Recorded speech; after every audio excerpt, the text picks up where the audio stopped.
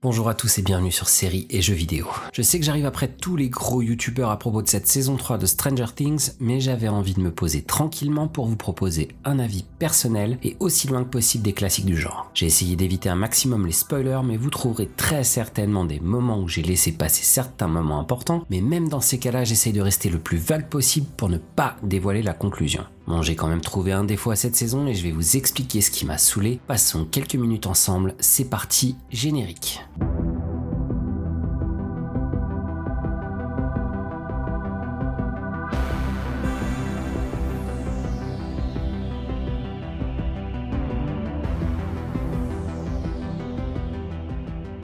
Le lancement de la saison se fait sur les chapeaux de roue avec une scène épique du premier échec d'un groupe de scientifiques russes pour leur encore inconnu, qui a visiblement l'intention de rouvrir la faille à peu près un an avant les événements de cette saison. Comme on peut logiquement s'y attendre quand on voit des scientifiques à l'écran, un problème survient et la machine propulse tous les soldats qui étaient à proximité à travers l'entrepôt en les pulvérisant au passage. L'échec n'est que le point de départ des expériences de ce groupe secret mené par un général en plein milieu de l'Oural. Cette scène d'intro donne le ton pour une saison qui nous promet des moments d'anthologie en termes d'effets spéciaux et de terreur. La suite des événements, ce sont les retrouvailles avec la petite famille Dawkins et les couples qui se sont formés il y a un peu moins de 2 ans maintenant. Mike et Elf vivent une romance, le tout sous la surveillance de Hopper qui, en plus d'avoir pris pas mal de poids, a un peu de mal à vivre le passage de la petite Eleven dans l'adolescence. Toutes les retrouvailles sont clichés au possible et la mise en scène reprend totalement les codes des films ou des séries américaines des années 80, un peu à la manière du théâtre où le décor est utilisé pour l'apparition des personnages. La première grosse référence se fait dans le cinéma du centre commercial Starcourt et c'est le jour des morts vivants de George Romero que les enfants vont voir en se faufilant dans les couloirs réservés au personnel des magasins. Le moment est parfait parce que ce film, qui est une des références de la culture zombie, nous racontait l'affrontement des scientifiques contre une faction militaire face à une invasion massive des zombies sur la planète. Un peu comme dans cette saison, l'invasion va se faire de manière massive et ce ne sont pas l'armée contre les scientifiques qui vont s'affronter, mais notre groupe d'enfants surmotivés contre ces deux factions regroupées en une seule, le complexe militaro-scientifique russe. Comme dans la saison précédente, les choses auront un peu de mal à démarrer avec les 2 ou 3 premiers épisodes qui ne servent qu'à camper une histoire et nous permettre de nous retrouver dans cet univers qu'on avait un peu oublié avec le temps qui passe. Tous les personnages ont vraiment grandi et on est loin des enfants qui affrontaient les démo-chiens dans la saison 2. Tout le groupe principal est né entre 2001 pour Caleb McLaughlin, qui interprète Lucas, et 2004 pour Finn Wolfhard, qui interprète Mike. Ils ont donc aujourd'hui entre 15 et 18 ans et sont assez loin des enfants qu'on avait découverts dans des parties de Donjons et Dragons au départ de la série. Bien sûr, les centres d'intérêt ont changé et la vie amoureuse des uns et des autres commence à se mettre en route avec toutes les limites des codes des années 80 aux États-Unis. À cette époque, à la télé, les ados s'embrassaient avec un profond sentiment de culpabilité, bien caché dans leur chambre en espérant que les parents ne surgissent pas brusquement et ne les surprennent pas avec à la clé une bonne grosse punition sans aucune pitié.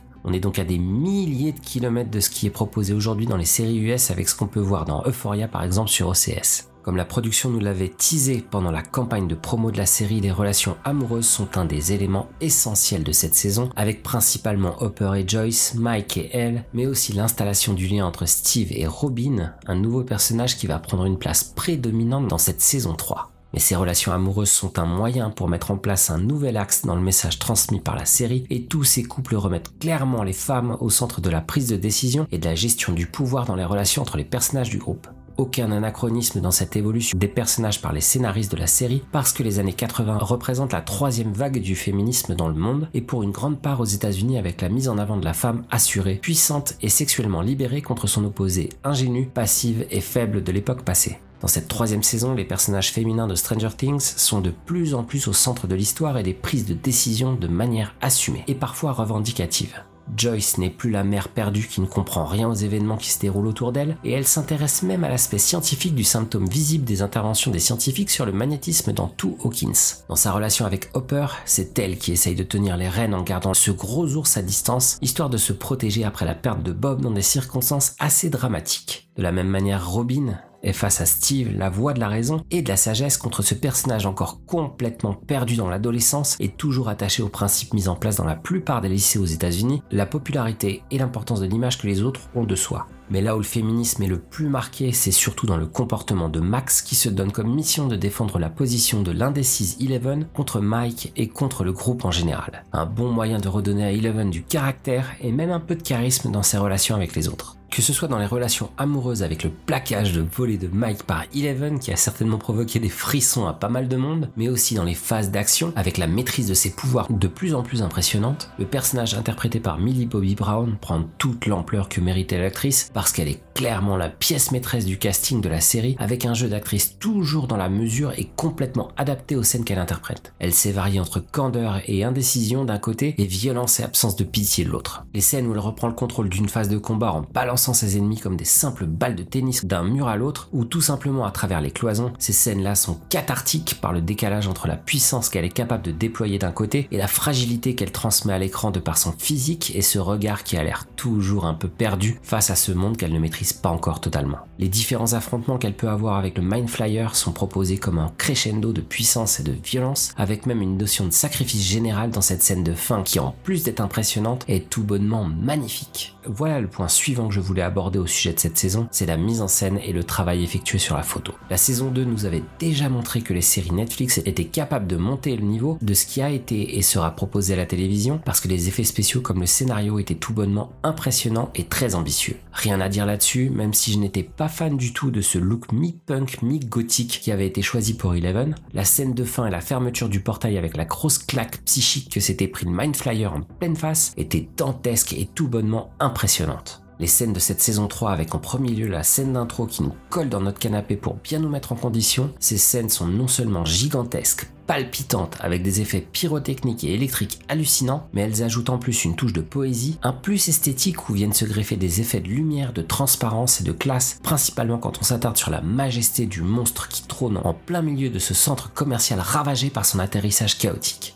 Mais il n'y a pas que les scènes d'action qui sont qualitatives, tout l'habillage de cette saison nous montre que le budget de production a dû littéralement exploser avec un centre commercial reproduit quasiment à la perfection dans l'idée qu'on peut avoir de ce qui se faisait dans les années 80. Les années 80 sont encore une fois au centre de la série avec tout un tas de références plus ou moins subtiles, dispersées au fil des épisodes avec des moments mémorables pour ceux qui ont connu comme moi cette époque ou tout simplement qui sont tombés amoureux des classiques qui ont été produits durant ces années. Que ce soit les films ou les séries d'action avec Magnum pour le look de Hopper et sa moustache à la Tom Selleck, Terminator avec le colosse russe qui pourrait presque jouer les doublures de Schwarzenegger, mais aussi les références du cinéma d'horreur ou de science-fiction avec Le Jour des Morts Vivants de Romero, The Thing de Carpenter, Alien de Ridley Scott ou encore Retour vers le futur de Robert Zemeckis qui fera l'objet de nombreuses références tant il est au centre de l'histoire et il représente une base dans l'histoire du cinéma américain. Je ne pourrais même pas faire un inventaire à la Prévert de toutes les références tellement elles sont nombreuses et dans les annonces qui avaient été faites par les Duffer Brothers au moment de la promotion de la saison, il y avait quelques films qui étaient très peu connus par le public français et qui représentent quand même des références dans la culture américaine des années 80. C'est d'abord Ça chauffe au lycée Ridgemont qui était en tête de liste et je ne pourrais pas vous en vouloir si vous me disiez que vous ne connaissez pas ce film, mais c'est pourtant un des films les plus connus dans l'histoire du cinéma aux États-Unis et c'est certainement la référence là-bas des teen movies avec ce qu'on retrouve dans cette saison comme les balades en groupe de potes dans le centre commercial, les blagues totalement stupides ou encore les relations amoureuses explosives dans tous les sens du terme entre adolescents surexcités par les hormones.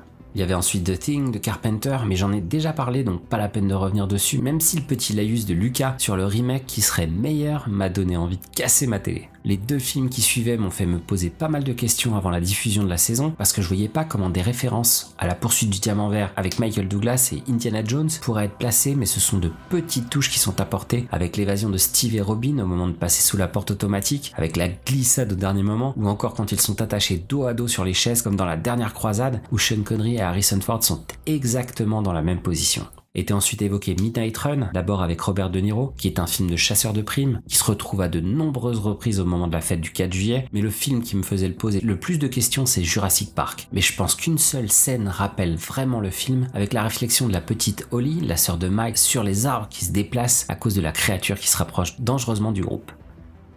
Mais comme je vous l'ai déjà dit, la plus grosse référence de cette saison 3, c'est vraiment Retour vers le futur, et surtout la fin de saison avec le dernier épisode qui multiplie les références directes ou indirectes, avec en point culminant plusieurs scènes du film lui-même dans la salle de cinéma du centre commercial Starcourt. Toutes ces références et bien d'autres encore que je n'ai pas encore pu citer servent à nous faire entrer dans cet univers des années 80 et la culture américaine de l'époque, que ce soit en termes de cinéma ou de séries télévisées. L'un des sujets les plus abordés à cette époque de guerre froide, c'est la tension entre les États-Unis et la Russie communiste, et c'est peut-être le seul point qui m'a un peu gardé en retrait sur cette saison, la menace soviétique beaucoup trop marquée et lourde dans sa représentation comme le stéréotype de l'époque. Alors oui, les méchants des années 80 au cinéma US étaient pour la plupart des Russes bien baraqués, froids, implacables et terriblement menaçants contre le monde libre qui était en train d'essayer de nous vendre Hollywood. Mais la facilité d'utiliser au bout de 3 saisons cette menace beaucoup trop facile et évidente m'a fait à certains moments complètement sortir de l'histoire par le manque de crédibilité de certains raccourcis scénaristiques trop lourds et évidents. D'abord une organisation secrète de soldats en uniforme dissimulés dans les sous-sols de la ville de Hawkins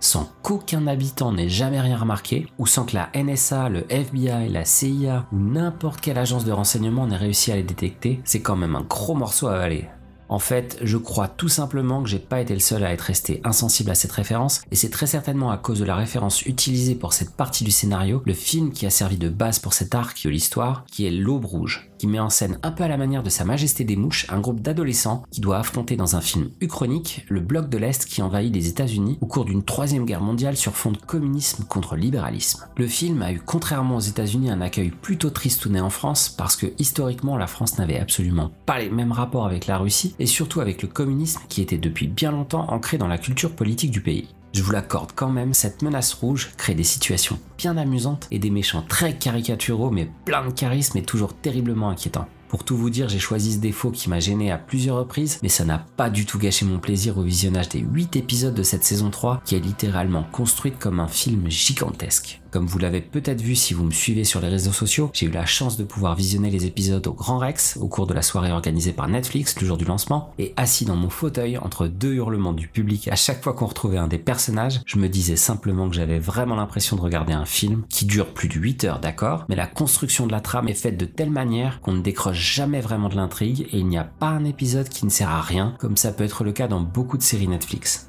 Non, chaque moment a son utilité, chaque référence est placée avec plus ou moins de subtilité pour rappeler les moments phares de la décennie, chaque personnage a une évolution propre qui n'est pas forcément parallèle à l'intrigue, mais qui ne nous en fait pas sortir pour autant, et surtout les acteurs ont atteint un niveau assez hallucinant pour certains. Je vais terminer avec ça parce que je vais pas vous parler de cette saison pendant 4 heures quand même, mais quelques acteurs sont clairement sortis du lot dans cette nouvelle aventure. Millie Bobby Brown d'abord, qui était déjà assez impressionnante il y a 2 ans, mais cette année elle passe un cap dans son jeu d'actrice avec un équilibre toujours très fin, mais toujours totalement maîtrisé entre une jeune ingénue perdue dans ce monde qu'elle ne comprend pas totalement, et la guerrière capable de balancer d'un bout à l'autre de la pièce une bête qui doit peser pas loin de 200 kilos, comme si c'était un pauvre petit hamster. Ensuite la merveilleuse surprise, Robin, qui est interprétée par Maya Hawke, et qui allie à la fois du caractère, de l'humour, une intelligence et une culture assez impressionnante, et en même temps une fine dose de fragilité qui la rendent attendrissante, drôle et charismatique. C'est la fille avec qui vous avez envie d'être pote parce que vous savez que vous allez forcément passer de bons moments avec elle et que vous allez vivre ensemble des délires complètement hallucinants. L'actrice est la fille des acteurs Uma Thurman et Ethan Hawke, et même si le talent n'est pas forcément héréditaire, elle montre quand même quelques signes qui vont faire d'elle une future star du cinéma ou de la télé dans très peu de temps à mon avis.